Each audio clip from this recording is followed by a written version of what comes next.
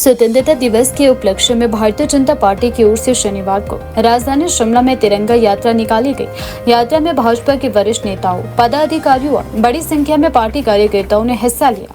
हाथों में तिरंगा लेकर कार्यकर्ता देशभक्ति के नारों के साथ यात्रा में शामिल हुए। इस दौरान पूरा माहौल राष्ट्र भक्ति से सराबोर नजर आया। भाजपा की ओर से देश भर में स्वतंत्रता दिवस के अवसर पर तिरंगा यात्राओं का आयोजन किया जा रहा है। पार्टी का कहना है कि इन आयोजनों का उद्देश्य देशवासियों को राष्ट्रीय भावना और एकता के सूत्र में बांधना है। इसी कड़ी में शिमला में भी भाजपा कार्यकर्ताओं ने तिरंगा यात्रा निकालकर देश की आजादी के लिए बलिदान देने वाले स्वतंत्रता सेनानियों को याद किया। शिमला में आयोजित तिरंगा यात्रा में भाजपा के शीर्ष नेतृत्व से जुड़े नेताओं के साथ बड़ी संख्या में कार्यकर्ता शामिल हुए। कार्यकर्ताओं के हाथों में राष्ट्रीय ध्वज नजर आए। यात्रा के दौरान देशभक्ति के नारों से राजधानी का माहौल उत्साहपूर्ण बना रहा। भाजपा नेताओं ने कहा कि तिरंगा देश की आन बान और शान का प्रतीक है। शिमला में आयोजित तिरंगा यात्रा में सांसद सुरेश कश्यप ने भी भाग लिया। इस दौरान उन्होंने कहा कि देश अपना 80वां स्वतंत्रता दिवस मना रहा है और इसी के उपलक्ष्य में शिमला में तिरंगा यात्रा का आयोजन किया जा रहा है।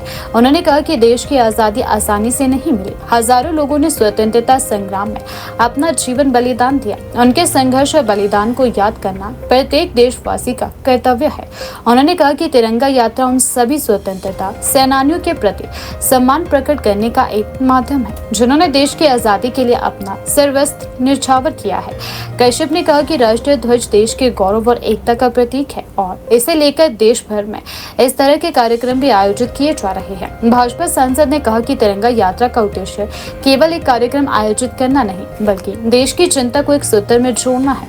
तिरंगा सभी नागरिकों को एक सम्मान और राष्ट्रीय पहचान से जोड़ता है। उन्होंने कहा कि स्वतंत्रता दिवस के अवसर पर देश के नागरिकों को अपने स्वतंत्रता सेनानियों के बलिदान को याद करना चाहिए और राष्ट्र की एकता, अखंडता और संप्रभुता को मजबूत करने का संकल्प लेना चाहिए। 80वां स्वतंत्रता दिवस मना रहा है।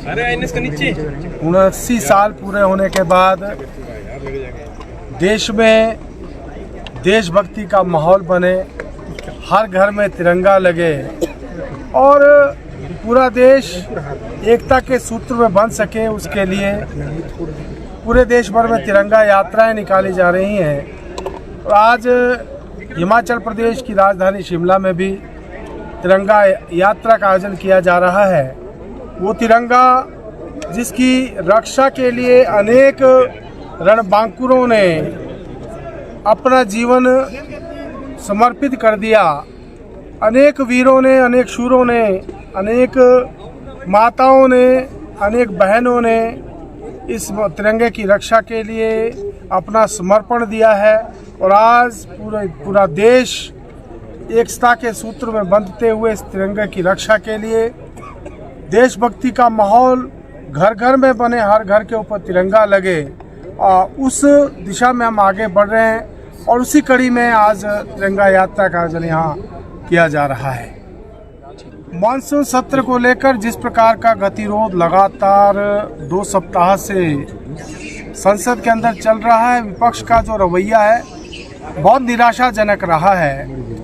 बहुत सारे सांसद अपने अपने क्षेत्र की बात को रखना चाहते हैं, लेकिन क्योंकि कांग्रेस पार्टी और उसके जो सहयोगी दल हैं संसद नहीं चलने दे रहे, बावजूद इसके कि नीट को लेकर जो स्टूडेंट्स का धरना प्रदर्शन था वो समाप्त हो गया, लेकिन इसके बावजूद भी कांग्रेस के नेता, कांग्रेस पार्टी के जो प्रमुख राहुल गांधी और उनके जो सहयोगी हैं निरंतर ये प्रयास कर रहे हैं कि लोकसभा को बाधित रखा जाए, राज्यसभा को बाधित रखा जाए और किसी प्रकार का भी काम जो है संसद के अंदर नहीं हो पा रहा है, जिसके कारण बहुत सारे सांसद जो अपने क्षेत्र की समस्या रखना चाहते थे, बहुत जगह अभी बाढ़ आई है, जैसे असम का हम बात करें उधर बाढ़ आई है, बहुत सारे दूसरे क्षेत्रों में भी बरसात के कारण नुकसान हुआ है।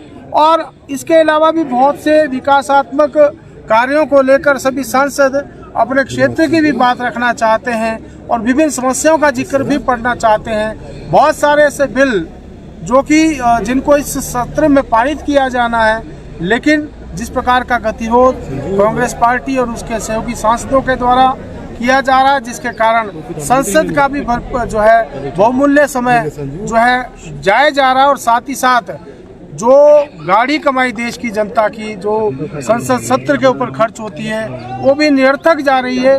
मैं समझता हूँ ये बहुत ही निंदनीय है। कांग्रेस पार्टी को, उनके सहयोगी दलों को चाहिए कि संसद को सुचारू रूप से चलने दें, ताकि देश हित के जो मुद्दे हैं उनको संसद के अंदर उठा। निश्चित रूप से देखिए, जैसा रवैया कांग्रेस पार्टी का रहा है, सुबह संसद में सत्र में आते हैं और उसके बाद हल्ला शुरू कर देते हैं, और इसी प्रकार से उनका ये प्रयास होता है कि किसी भी तरह से संसद को बाधित किया जाए और संसद की कार्यवाही को ना चलने दिया जाए। और ये क्रम लगातार पिछले 2 सप्ताह से चल रहा है। ये बात सही है, काम पूरी तरह से ठप पड़ा है। और जैसा मैंने कहा कि जो गाड़ी कमाई जनता की, जिससे कि संसद सत्र के ऊपर जो खर्च होती है वो जाए जा रही है। ठीक है।